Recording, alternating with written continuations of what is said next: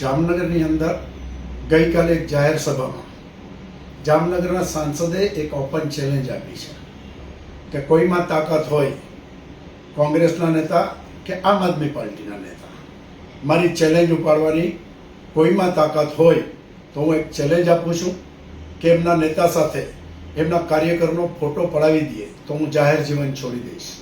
ભૂતકાળની અંદર ઘણા બધા ફોટા છે. આપને જોવા હોય તો મારા સામાન્ય કોંગ્રેસી કાર્યકરોએ પણ રાહુલ ગાંધી સાથે ફોટા પડાવ્યા છે. અને હવે હું સાંસદને વિક્રમ માડમ ચેલેન્જ આપે છે કે નામ તમે નક્કી કરો. તમે જે ચેલેન્જ આપી છે ને 48 કલાકની અંદર, હું તો 24 કલાકની અંદર આપની ચેલેન્જ ઉપાડું છું, આપ 48 કલાકમાં મને જવાબ આપજો. નામ ચોઈસ કરવાનો અધિકાર પણ આપને આપું છું.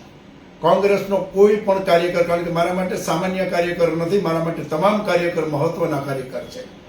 નામ તમે નક્કી કરો, 48 કલાકમાં મને એનું નામ આપો. એ કાર્યકરનો ફોટો રાહુલ ગાંધીને સાથે રાખીને એમનો ફોટો પડાવીને આપ કયો એ જાહેર મંચ ઉપર હું ડિક્લેર કરીશ.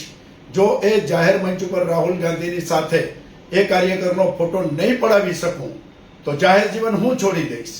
હવે જાહેર જીવન કોણ છોડશે એ તમારે નક્કી કરવાનું છે, કારણ કે હું જાહેર જીવનની અંદર બીજું કંઈ કરવા નથી આવ્યો. મારે બીજી કોઈ વાતમાં નથી પડવું.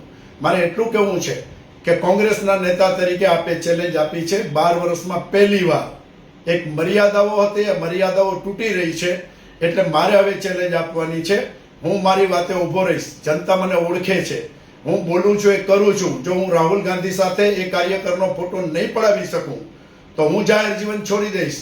પણ જો એ ફોટો તમે જે નામ નક્કી કરો એ જાહેર મંચ ઉપરથી કરજો, એટલે જનતાને ખબર પડે કે કયું નામ તમે સજેસ્ટ કર્યું છે. અને એ ફોટો જો હું પડાવીને આપી દઉં તો આપ આપની વાત ઉપર ઊભા રહેજો.